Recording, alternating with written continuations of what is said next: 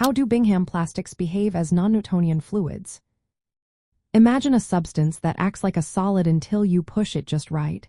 That's what Bingham plastics do in the world of strange fluids. They don't flow like water or oil right away. Instead, they stay put until a certain force, called the yield stress, is applied. Think of toothpaste inside a tube. It stays firm until you squeeze hard enough. Once you do, it flows smoothly out.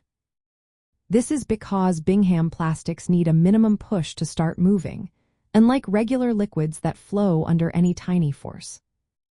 When you apply a force greater than the yield stress, these fluids behave like a viscous liquid. Their flow rate then depends on how hard you push and their plastic viscosity, which is a constant. This means if you push harder, they flow faster, but their resistance stays the same once they start moving. If the force is less than the yield stress, they resist flow completely and act like a solid. This switch from solid to liquid behavior makes them very useful in many industries. For example, paint stays put on your wall until you brush it, then it spreads easily. Mayonnaise stays thick in the jar but flows when you spread it on bread. In scientific terms, Bingham plastics follow a simple rule.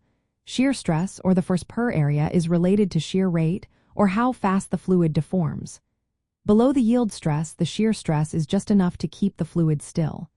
Above it, the shear stress increases linearly with the shear rate, like a regular viscous fluid, but with a twist. The resistance to flow remains constant once the fluid moves. This behavior is quite different from Newtonian fluids, which flow immediately under any applied force, no matter how small. What makes this even more interesting is that Bingham plastics are part of the larger family of non-Newtonian fluids. These fluids don't follow the simple rule that stress is proportional to strain rate. Instead, their flow can change depending on how much force is applied.